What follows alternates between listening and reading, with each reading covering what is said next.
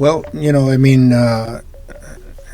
the most important thing right now is, of course, having to deal with immigration and the Trump administration, ¿verdad? So we've been working with several organizations, Defensa, Todos Somos Inmigrantes, DC Defensa? sí, Okay, cool. The Undocu and so we got 2 or 3 things going with them. And of course, it's about protecting our community, and it starts with knowing your rights. I think as an immigrant, especially if you're undocumented, you feel like you don't belong, and you kind of internalize it. So you're andas escondido, you're hiding, you're as invisible as possible, and you're always in fear.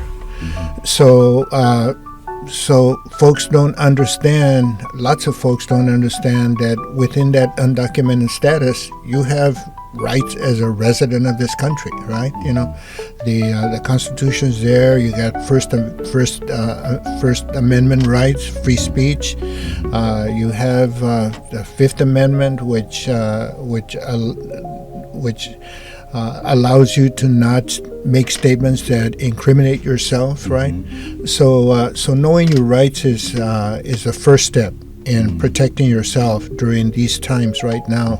So what I say is that if you get approached out on the street, you don't have to say anything. They ask you your name, nada. So you could just walk away. What do you do at that point? Yeah. Okay. And unless they have a warrant for your arrest, they can't stop you. They can't search you, right? Those are the rights that you have. So all you have to say is, I know my rights, conozco mis derechos, and if you're not arresting me, then I need to go. So you walk away, right? Yes. So you don't have. They ask you your name. You don't have to tell them. They ask you whether you're undocumented. You don't say anything. Anything that you say, as they say, is can and will be used against you. So the best thing to do is not say anything, right? How are things different now than they were before? Like, all this was all the other administrations, they were doing the same thing, as far as going to people and asking them these kind of questions. Why is it so aggressive right now? It wasn't this aggressive in the past, in the history?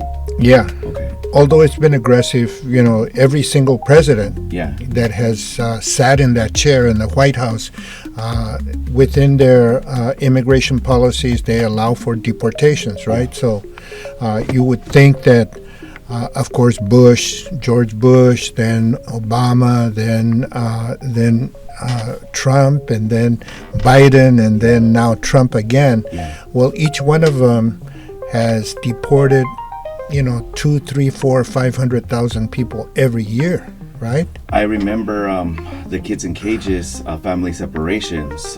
That was major. So is this a continuation of that? It's a continuation of that, but it's much more vicious. Right now we're seeing, talking about the kids in cages, as our friend Gabriel said, that happened 5 or 6 years ago, and those children that were 6 years old right now, they're 12 years old, and they're still not with their parents, right? Geez. So they've grown up within the institution. So and we're seeing that happening again. So the grandmothers had to come and take them over. So they're thinking about self-deporting, because the mother's going to be sent away, the children are here, the grandmother is here. So you either stay and within the same craziness of deportation, or you can go where you feel more safe, right? Yeah. So you go back home, you kick it with your family, and now there's an element of safety, and especially for children, right? Wow. So knowing your rights is one of those things, and so what if you get picked up at work? Whether you're out in the field, construction, in the kitchen, washing dishes, landscaping, whatever it is that you do, if you get picked up, what happens to your children that are in school? What happens to your car? What happens to your bank accounts? If you've bought a house, and you don't have to be documented to buy a house, what happens to that house, right? So the second thing that we're doing is we're developing like family emergency plans, and these plans then document who is going to be responsible for administering your money, your assets, who can pick up your children, who can take your children to the doctor, right? Once you're gone. So those family plans are something that we're focused on right now, and the three organizations that I mentioned, and along with others around the state, that's what they're into. And then the third thing that we're looking at and implementing is the Rapid Response Network. So the Rapid Response Network, when Trump announced that he was going to have the largest deportation in the history of the United States, right? Like he's always exaggerating his status. When he announced that, all of a sudden, Facebook, social media, we got calls there at the Centro where I work that ICE is in town. Maybe you want to mention the Centro? Yeah, El Centro del Pueblo, there in Santa Paula, which is under the Lucha umbrella, along with Poder Popular. Poder Popular, shout out to Doña Mari. Oh, sí, también, ¿verdad? So anyway, all of a sudden, we're getting these calls that ICE is in town. And then they put it on Facebook, and it would go out, and it would freak out the community, right? I saw that. So to deal with that issue, then, if what we're suggesting is that if you see ICE or somebody that you feel, a vehicle or individuals with or without uniforms, with or without signs that say they're from Homeland Security, if you see them and you think that they are, then we ask you to call a number. Right. And this number is a legal observer who then confirms whether it is or is not. Yes. And if it is, then that information goes out to a registered group of individuals who gave up their name so that they could be contacted. And this information, this group text message goes out that ICE is in town and you should be careful, right? See, to me, the thing is just like the pandemic tested us of like, our human will to be community, this too, just like all these different groups that are basically creating kind of like neighborhood watches.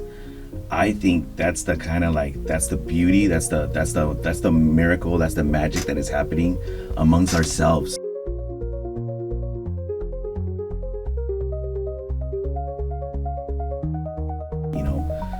But yes, this fear is really strong, but this unity amongst people, like all these different groups, I love it, and I think that's the power that we are seeing right now. I just want to acknowledge that for the public to see, to witness what's happening. Yeah.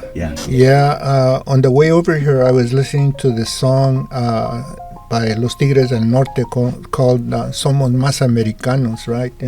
Great song. And that's a great corrido which talks about the fact that, as we say during the Chicano movement, we didn't cross the border crossed us, right? And that corrido is about that, that we lost half of Mexico in 1848 with a quote-unquote Treaty of Guadalupe Hidalgo. We lost half of our territory, of Mexican territory. So all of what's considered now Aztlán, California, Nevada, Oregon, Wyoming, Colorado, Utah, all of that was taken, and but tell me this, during the Treaty of Guadalupe, didn't it also say that, like, hey, the Mexicans that are here, you're going to respect them, correct? I could have sworn. So I think we need to bring that back. Hey, bro, like I know we're Mexican, or if these people are just newcomers, but in the Treaty of Guadalupe it says here, you guys took the land, whatever. I mean, happens, but it also says you're going to respect us. You know what I'm saying? Yeah. And I think that's what we're trying to get to at this point, is like, hey man, stop treating people as subhumans. Fine, we understand. Everybody's having economic issues. This is all about like our state of survivals. And so we're getting pinned against each other. Pero I'm sorry, I just had to express that. No, that's fine. That's fine, because that's exactly true. That the irony, going back to Los Tigres, is that we come to work, right? As immigrants, and immigration and migration is just a natural process, where throughout history people have moved. When the climate has changed, they moved, Yeah. And when the pandemic hit, ahí estábamos, dude, working, and seeing our parents have to go to work, or our familia have to go to work, and everybody's like scared that they might get sick. Oh, yeah. They were called, 2, 3, 5 years ago, they were called essential workers. Mm-hmm. And we should remember that. Yeah, and as essential workers, then you were required to go to work, right? So farm workers were some of those.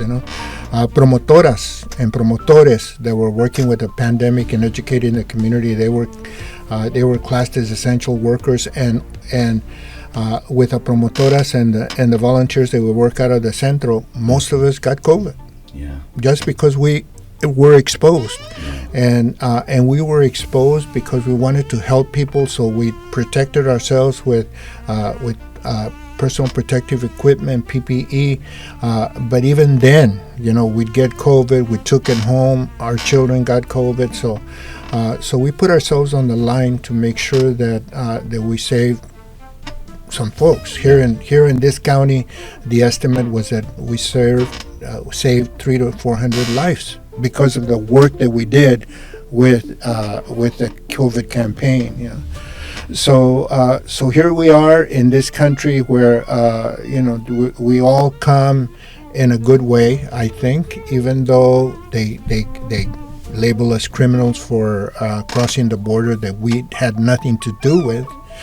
And so right now, going back to presidents deporting people, during their administration, I just heard yesterday that even though the federal administration say that we're going to focus on criminals, right? Well, of the first 80 people that they deported, 79 of them had no criminal record. Only one of them did. So and then you find these folks that were deported without any legal reason. You find them going to El Salvador, right? A dictatorship where the United States is paying them to receive all of these immigrants, and that's a hellhole, So individuals that were hardworking Americans, Mexicanos living here, even if you're undocumented, even if you didn't have any kind of criminal record, all of a sudden you find yourself in a hardcore prison with hardcore individuals, and you're leaving your family behind to struggle, and so it's just a bad situation. I just want to know how the public could look beyond our skin colors, look beyond just our differences, and see that this is madness. I'm not even mad. I'm sad. I feel so much emotion. And I think that a lot of people are feeling this, and we need to find ways to positively, like I said, continue working together, unifying ourselves. But we need to see this as a call to action, is what I'm saying. Yeah. There's no reason to sit back, because someone said it earlier, and they said, primero vienen por ti, y luego vienen por mí. Yeah. And even the people who aren't undocumented, who are full citizens, they're getting thrown in the mix. I mean, let the public know. Let the public witness it. It's happening. Yeah. I just want the public. Once again, we're conscious. We want the public to know. Like, you know what I mean? We really want the public to know that this is happening, and really it's in all our hands. Yeah, and some of the folks that I know that see the kind of work that we're doing, and when you hit them up about whether they're concerned about what's going on, and some of them flat out said, you know what, I'm just going to put my head in the sand and let it blow over for the next 3 or 4 years. It'll blow over, right? But the damage is being done right now, right? Yeah, you need to exercise your rights. So whether it is to protect your family, whether it's to protect people that right now we're in a situation where everybody is at risk. That it looks like it's going toward fascism.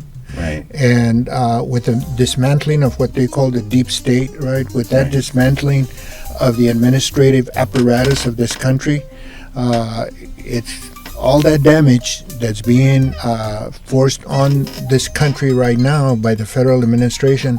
All of that damage is going to last for years and years and years. We might say that that Trumper is going to be gone in 3 years, 3.5 years. Well, the damage is still going to be here, right? So we have to act right now. Yes, sir. Yes, to sir. limit the damage as much as we can, and push our electeds and our leadership to do something about it. Because right now, we would hope that that the Democrats would stand up and against the Republicans, but. There's a few that are doing that, but not in the numbers that it takes to make a majority vote to stop this madness, as you're calling it. It is madness to stop it.